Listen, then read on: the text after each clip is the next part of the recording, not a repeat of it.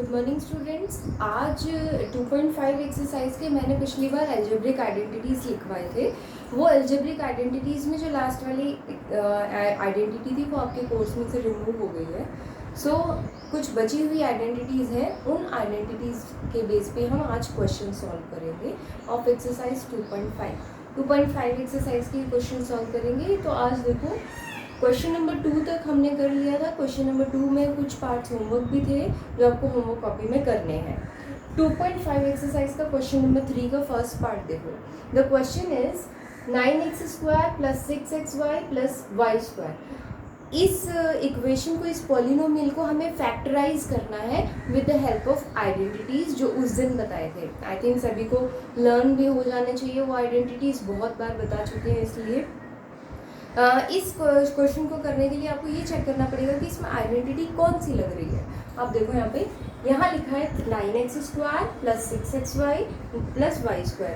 ये 3 टर्म्स की आइडेंटिटी है। अगर ये 3 टर्म्स की आइडेंटिटी, तो इसका मतलब जो फॉर्मूला लगेगा वो भी कोई 3 टर्म वाला ही लगेगा। तो 3 टर्म वाला फॉर्मूला कौन सा होता है? या तो a + b + c का होल स्क्वायर हो, या a + b का होल स्क्वायर हो, या a - b का होल स्क्वायर हो। इनके जो एक्सपेंशंस होते हैं, इसका एक्सपेंशन तो 3 टर्म का नहीं होता। इन दोनों के जो एक्सपेंशंस होते हैं वो हमेशा 3 टर्म के आते हैं। कैसे? हम जानते हैं a² + 2ab + b², a² - 2ab + b²। यही होते हैं इसके एक्सपेंशन। क्या आपको लगता है कि ये इससे मैच कर रहा है? आई थिंक ये बिल्कुल इससे मैच कर रहा है। इसका एक्सपेंशन देखो और इसका एक्सपेंशन देखो, दोनों सेम आएगा। तो हम एक्सपेंशन को देखते हुए ये पता लगाएंगे कि कौन सी आइडेंटिटी इसमें यूज होगी। अगर ये पता चल जाता है कि इसमें कौन सी आइडेंटिटी यूज होगी तो आप इजीली उसको सॉल्व कर सकते हैं। जैसे मुझे पता है कि यहाँ पे स्क्वायर वाली टर्म है, यहाँ पर भी स्क्वायर वाली टर्म है, और बीच में कुछ मिक्स्ड 2ab वाली टर्म है। तो मैं क्या देखूंगी, यहाँ पे भी प्लस है, यहाँ पर भी प्लस है, यहाँ पर भी प्लस है, यहाँ पर भी प्लस है। तो कौन सा आइडेंटिटी लगेगी? आइडेंटिटी लगेगी a + b होल स्क्वायर। हम लिखेंगे यहाँ पर using a + b whole square, this is equal to a² + 2ab + b²। ठीक है, लेकिन ये राइट हैंड साइड को मैच कर रहा है, तो इसका मतलब हमें राइट हैंड साइड से लेफ्ट हैंड साइड में जाना है, ना कि लेफ्ट से राइट में जाना है। तो हम राइट से लेफ्ट में चलेंगे। हमें पता है हमें पहले ये एक्सपेंशन बनाना पड़ेगा और ये पता करना पड़ेगा कि यहाँ पे इस वाली पॉलिनोमियल में a क्या है और b क्या है। तो देखो 9x² लिखा है, तो हम इसे होल स्क्वायर बनाएंगे। Whole square is 3x whole square + 6xy + y²। ठीक है, from the equation polynomial 9x² + 6xy + y² में से इसको इस तरह से लिख सकते हैं। अब ये लिख सकते हैं, इसका मतलब ये हुआ a क्या हुआ हमारा 3x और b क्या हुआ हमारा y। अगर इसको हम शॉर्ट फॉर्म में लिखेंगे, लेफ्ट हैंड साइड फॉर्म में लिखेंगे, तो ये क्या आएगा 3x + y का whole square. So this is the factorisation of this polynomial. ठीक है, तो 3x + y का होल स्क्वायर आ जाएगा। कुछ नहीं करना है, राइट हैंड साइड में जो एक्सपेंशन दिया है उसको शॉर्ट फॉर्म में लिखना है। हर एक जो तुम्हारा पार्ट दिया हुआ, उस हर एक पार्ट में जो एक्सपेंशन है, एक्सपेंशन का शॉर्ट फॉर्म लिखना है। नाउ सेकेंड पार्ट, एक और पार्ट करवा दे रहे। नेक्स्ट एक पार्ट है x² - y² / 100। इसका फैक्टराइजेशन करना है। अगर इसका फैक्टराइजेशन करना है तो दिस इज a² - b²। ये फॉर्मूला आप 8th क्लास में भी पढ़ चुके हो। a² - b² का formula a - b × a + b। ये 2 ब्रैकेट्स होते हैं इसका एक्सपेंशन, ये 2 ब्रैकेट्स होते हैं इसका एक्सपेंशन, इसीलिए a² - b² होता है। अब देखो हमें लेफ्ट हैंड साइड दिया हुआ है। अगर लेफ्ट हैंड साइड दिया तो हमें क्या बनाना पड़ेगा? राइट हैंड साइड बनाना पड़ेगा। ये इसको देख करके आप इजीली पता लगा सकते हो कि which formula is this, which identity is going to be used. So इसका एक्सपेंशन क्या होगा? एक ब्रैकेट में a - b और दूसरे ब्रैकेट में a + b। यहाँ पर a हम किसको रिप्रेजेंट करेंगे, a हमारा होगा x और b हमारा होगा y/100। ओके, तो ये a स्क्वायर, ये b स्क्वायर, तो इसका एक्सपेंशन करेंगे, हम लिखेंगे using a square minus b square is equals to a minus b, a plus b। तो x square minus y, x square हो इसका होल स्क्वायर अब माइनस वाई बाई 100 का whole square is equals to a bracket में a minus b यानी x minus y upon 100, दूसरे bracket में a plus b यानी x प्लस वाई अपॉन 100। या so this is the factorised form of this polynomial. ठीक है, तो this is a factorised form. ये तो हो गया आपका क्वेश्चन नंबर 3, और क्वेश्चन नंबर 3 के 2 पार्ट्स करवा दिए, तो the next one is the homework.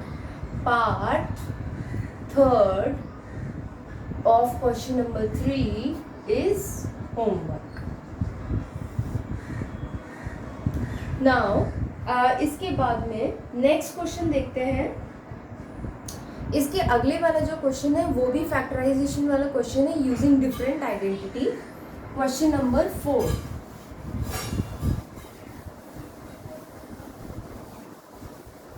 Question number 4, question number 4 का फर्स्ट वाला पार्ट देखते हैं।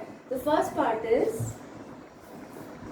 x plus 2y plus 4z whole square.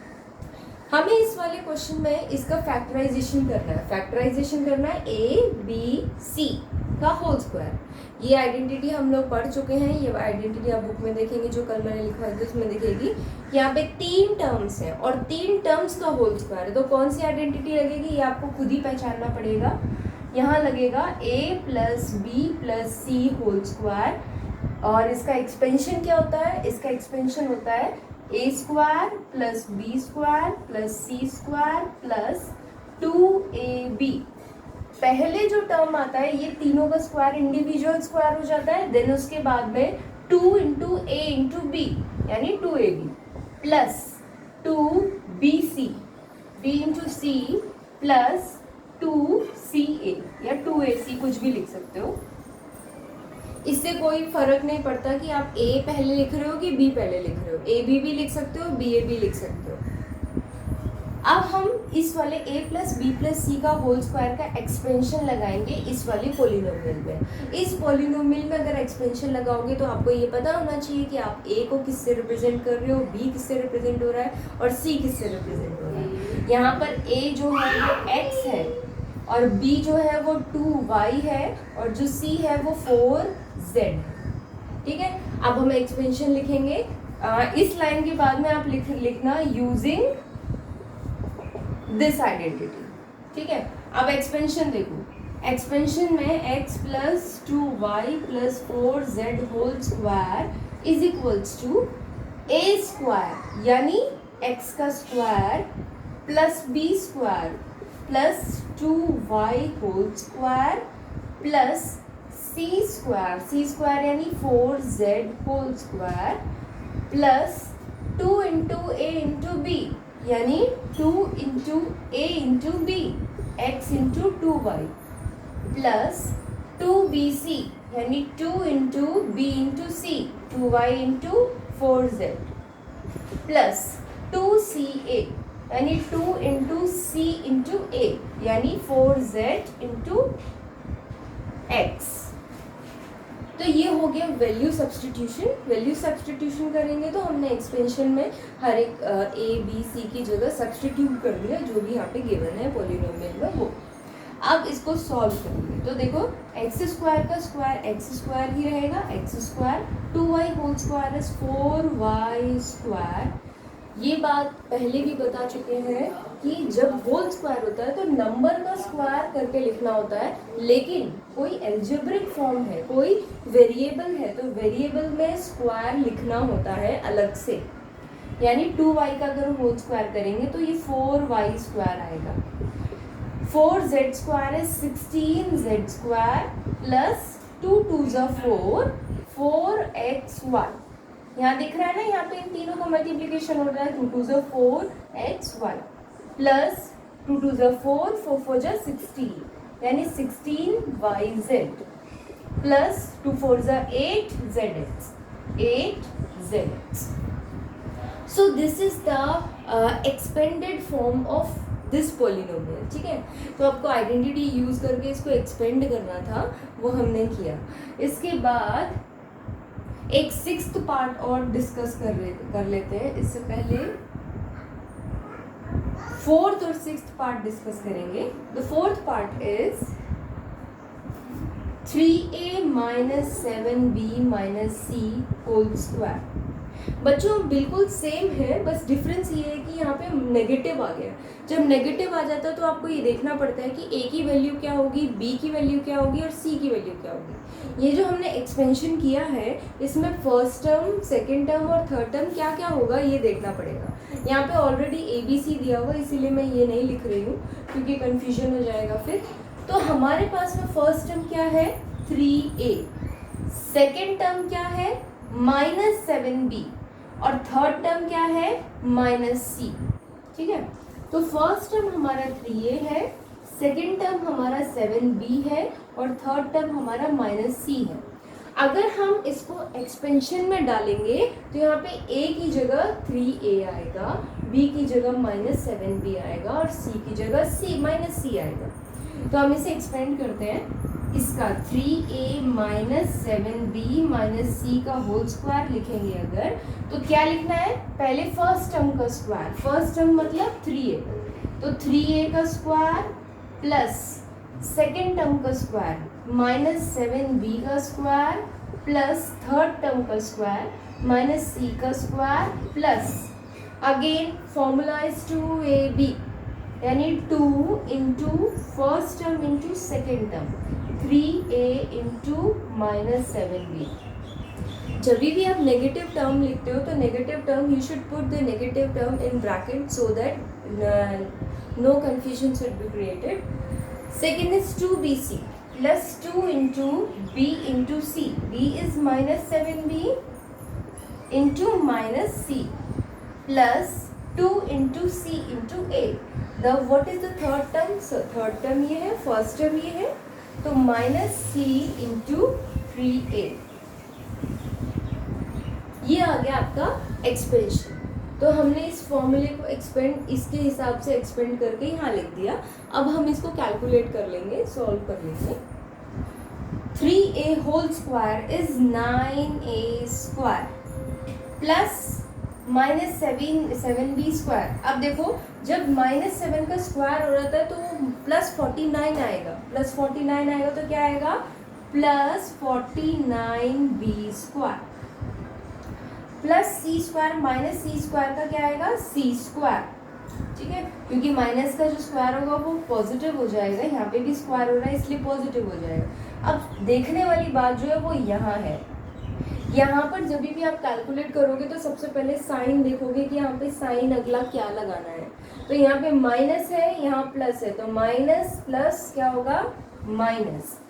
2 3 जा 6, 6 7 जा 42, तो 42ab minus minus plus. Again आपको साइन तो डिसाइड करना पड़ेगा नेक्स्ट टर्म लिखने के लिए, तो नेक्स्ट टर्म लिखने के लिए माइनस माइनस प्लस आ जाएगा. 2 7 जा 14 bc. नेक्स्ट टर्म अगर minus and plus is minus, 2 3 जा 6, 6ac. ये आ गया. So the expansion of this whole term is 9a square plus 49b square plus c square minus 42ab plus 14bc minus 6ac. ये हो गया expansion. ठीक है, आपको बाकी पार्ट्स भी कुछ ऐसे ही करने हैं, लेकिन उससे पहले एक लास्ट पार्ट है वो भी एक्सप्लेन कर देते हैं.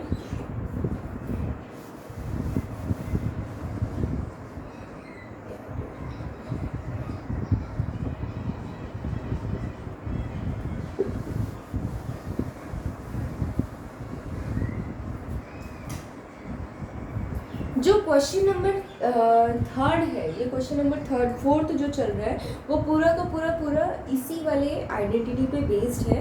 तो आपको ये सोचने की ज़रूरत ही नहीं कि हम इसमें कौन सा फॉर्मूला लगाएंगे. तो इसमें आपको डायरेक्टली यही फॉर्मूला अप्लाई करना है हर बार. 6 पार्ट देखो.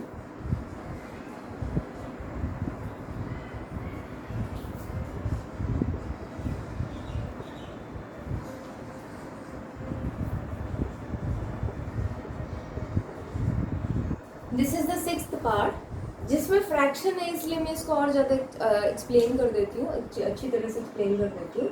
यहाँ पर भी तीन हमारे पास में टर्म्स दिख रहे हैं। अगर तीन टर्म्स दिख रहे हैं तो इसका मतलब क्या होगा, फॉर्मूला यही अप्लाई होगा, आइडेंटिटी आप यही यूज़ करेंगे।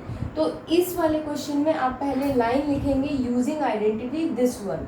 तो ये आइडेंटिटी आप इसमें यूज़ करेंगे, जिसमें पहला टर्म जो होगा वो होगा 1/4a, सेकेंड टर्म जो b होगा वो होगा -1/2b, थर्ड टर्म जो इसमें दिख रहा है वो होगा 1। इस जो माइनस है उसको बिल्कुल भी नेग्लेक्ट नहीं करना है। फर्स्ट टर्म, सेकेंड टर्म या थर्ड टर्म किसी के भी अगर माइनस है तो आप माइनस को वो ब्रैकेट में लेके चलोगे। ठीक है, अब एक्सपेंशन करते हैं। -1/4a -1/2b प्लस 1 का जो होल स्क्वायर है उसका एक्सपेंशन। तो सबसे पहले a का स्क्वायर, यानी a की जगह हमारा 1/4a है, उसका स्क्वायर प्लस b का स्क्वायर -1/2b का होल स्क्वायर प्लस c का स्क्वायर, 1 का स्क्वायर आ जाएगा।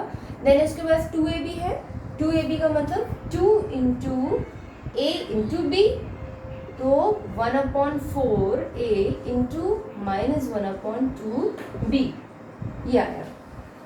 इसके बाद में 2